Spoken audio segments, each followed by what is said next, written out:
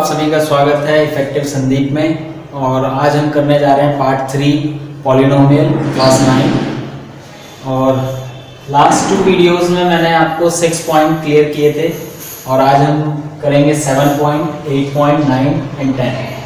तो ये आज 10 तक ही है और 10 में मोस्टली जितने भी बेसिक्स चीज़ें थी आपकी 9th और 10th में वो आज क्लियर हो जाएंगी। तो ये जो वीडियोस हैं 9th और 10th दोनों के लिए हैं, कॉमन वीडियोस हैं।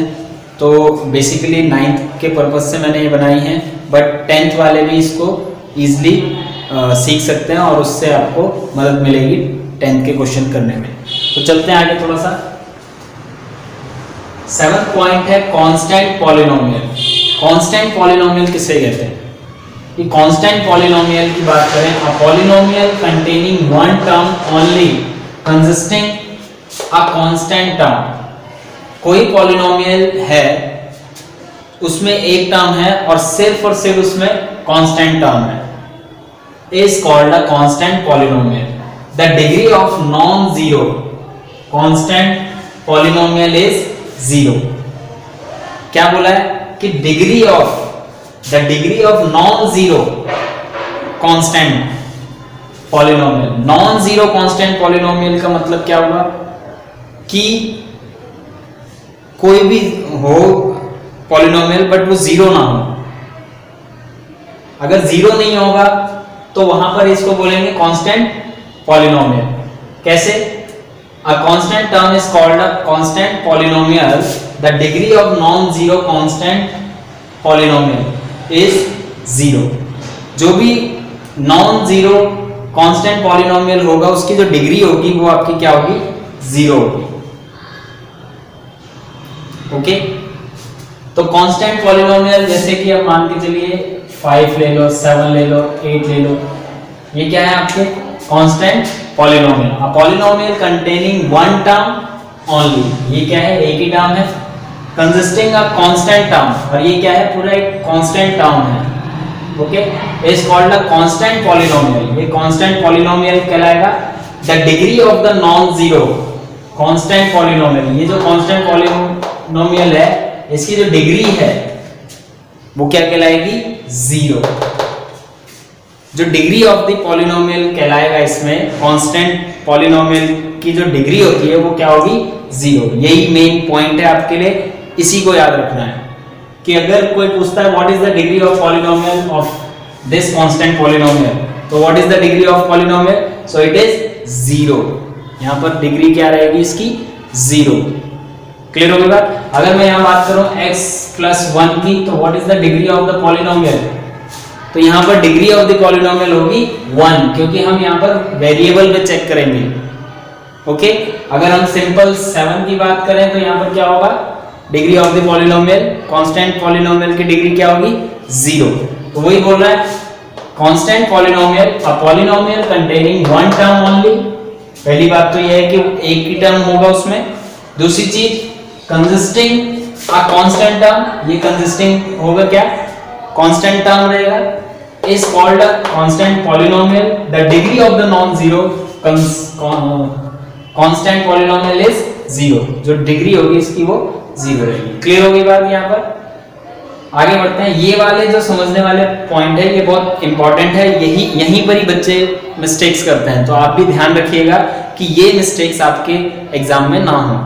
ठीक है, तो जीरो पॉलिनोमियल। अब जीरो पॉलिनोमियल किसे कहेंगे? A polynomial consisting of one term namely zero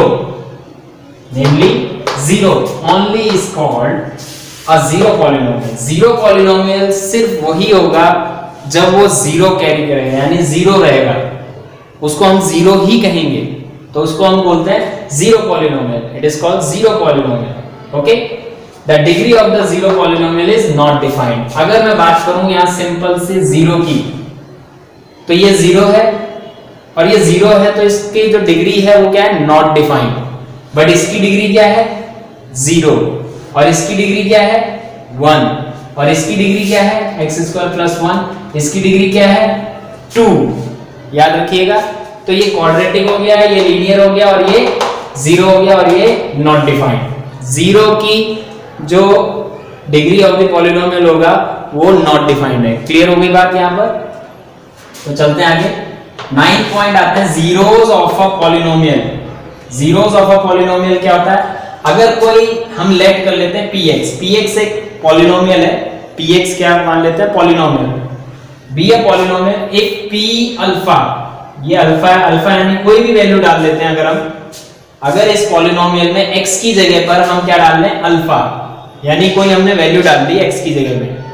clear होगी बात? और अगर वैल्यू डालने पर वो जीरो कर देता है इक्वल टू में, तो इसका मतलब वो अल्फा क्या कहलाएगा? Zero, zeros of a polynomial. तो उसको हम बोलेंगे जीरोस ऑफ अ पॉलिनोमियल, यानी कि वो क्या कहलाएगा? आपका zero, zero of the polynomial, यानी उस पॉलिनोमियल का वो जीरो कहलाएगा। यानी उसको पुट करने पर, इक्वेशन में पुट करने पर, एक्सप्रेशन में पुट करने पर इक्वल टू में लास्ट में क्या ला देगा? जीरो। क्लियर होगी बात? तो यहां तक समझ में आ गया होगा। रिमार्क, रिमार्क भी यहां पर मैंने लिख दिया है, finding the zeros of polynomial px means solving the equation px is equal to 0। Finding the zeros का मतलब ही यही होता है कि जो भी हमने px लिया है, पॉलिनोमियल जो लिया है हमने, उसको हम सॉल्व कर रहे हैं और इक्वल टू क्या ला रहे हैं? जीरो। जिससे इक्वल टू जीरो आ जाएगा वही आपका क्या कहलाएगा? Zeros of the polynomial. तो यहां तक आई होप आपको समझ में आ गया होगा। तो आगे चलते हैं थोड़ा सा। इसके बाद फिर आइडेंटिटीज आ जाती है, 9th क्लास में बहुत मेन है ये आइडेंटिटीज। अगर ये आइडेंटिटीज आपने 9th क्लास में याद कर ली तो डेफिनेटली आप 5th एक्सरसाइज बहुत इजीली कर पाएंगे। जो 5th एक्सरसाइज है उससे क्वेश्चन बहुत ज्यादा पूछे जाते हैं, उससे रिलेटेड क्वेश्चंस एग्जाम में आते हैं। तो आपके लिए बेटर होगा कि ये फॉर्मूले टिप्स पे हो आपके और याद हो अच्छे से। ठीक है, इसकी डेरिवेशन होती है, इसको आप अलग से भी कर सकते हो, बट यहाँ पर शॉर्टकट में सीधे फॉर्मूला लिखा है कि अगर x प्लस वाई की फॉर्म में होगा तो आप इस फॉर्म में लिख सकते हैं। क्या है ये? x प्लस वाई का whole square is equal to क्या होता है? X square plus 2xy plus Y square. तो यहाँ पर मैं दोस्तों बच्चों यहाँ पर मैं बता दूं आपको कि इसी फॉर्म में लिखना जरूरी होता है आपको आंसर। अगर आपने आंसर्स को इसको इधर लिया है, इसको इधर लिया है, ठीक है, इसका ऑर्डर चेंज कर दिया तो मे बी आपका आंसर गलत किया जा सकता है। ठीक है, टीचर आपके मार्क्स कट कर सकते हैं, इस बात का भी आप ध्यान रखिएगा। तो अक्सर करके बच्चे यहाँ पर गलतियां करते हैं कि वो सोचते हैं कि हमने ऑर्डर चेंज किया तो कोई बात नहीं, बट ऑर्डर का सीक्वेंस में होना जरूरी है जैसा कि फॉर्मूले में है। और फॉर्मूले आप नोटिस भी करेंगे, आपके बुक में जितने भी आंसर्स होंगे वो इसी फॉर्म में होंगे। ऐसा नहीं होगा कि एक्स स्क्वायर लिख दिया फिर इसके बाद वाई स्क्वायर फिर 2xy। याद रखिएगा, आप इसमें ये गलतियां ना करें। ठीक है, इसी सीक्वेंस में ये रहेगा, इसी सीक्वेंस में ऐसे रहेगा x minus Y, X plus Y. ठीक है, और इस तरह से ये सारे आप लर्न कर लेंगे और ये आपका बहुत इंपॉर्टेंट है। ठीक है, तो आई होप आपको यहाँ पर समझ में आ गया होगा। ये तीनों पार्ट्स मैंने बेसिकली 9th क्लास के लिए ही तैयार किए थे और साथ के साथ 10th वालों को इससे मदद मिल सकती है कि सारे फॉर्मूले लर्न हो सकते हैं, क्योंकि यही फॉर्मूले आपके रिपीटेड 10th में आगे आ रहे हैं। तो जब भी 10th क्लास आगे करेंगे आप तो उसमें ये सारे ही लगेंगे फॉर्मूले और आपको आना चाहिए, तभी आप इजीली आप उसको क्वेश्चंस को कर पाओगे। तो 9th और 10th का बेस लेते हुए हमने ये क्लियर किया है और आशा करता हूँ कि आपको समझ में आया होगा। तो आज के लिए हम इतना ही करेंगे और अगर आपको वीडियो पसंद आई हो तो प्लीज़ लाइक, शेयर और सब्सक्राइब जरूर कीजिएगा और बेल आइकन दबाना मत भूलिएगा, जिससे कि आपको इन फ्यूचर कोई भी वीडियो हो सबसे पहले प्रोवाइड हो। ओके, आज के लिए इतना ही। Thank you very much.